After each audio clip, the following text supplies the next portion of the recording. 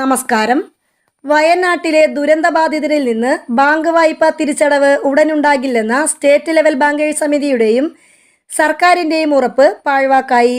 ചൂരൽമലയിലെ കേരള ഗ്രാമീണ ബാങ്കിൽ നിന്ന് വായ്പ എടുത്തവരിൽ നിന്ന് EMI പിടിച്ചു. സർക്കാരിൽ നിന്നുള്ള അടിയന്തര ധനസഹായം അക്കൗണ്ടിൽ വന്ന ഉടനെയാണ് അടിയന്തര ആവശ്യങ്ങൾക്ക് വേണ്ടി നീക്കിവച്ചിരുന്ന തുക ഒറ്റയടിക്ക് പിടിച്ചിരിക്കുന്നത്.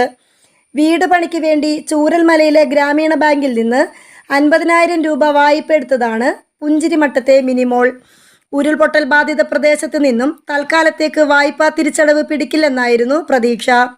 പക്ഷേ ഒറ്റയടിക്ക് അക്കൗണ്ടിൽ നിന്ന് പണം പോയതിൻ്റെ അങ്കലാപ്പിലാണ് മിനിമോൾ. ഇത് ഒരാളുടെ മാത്രം പ്രശ്നമല്ല. മുണ്ടക്കൈ, ചൂരൽമല, പുഞ്ചിരിമട്ടം എന്നിവിടങ്ങളിലെ എസ്റ്റേറ്റ് തൊഴിലാളികൾ വായ്പയ്ക്കായി ഏറ്റവും കൂടുതൽ ആശ്രയിച്ചിരുന്നത് ഗ്രാമീണ ബാങ്കിനെയാണ്.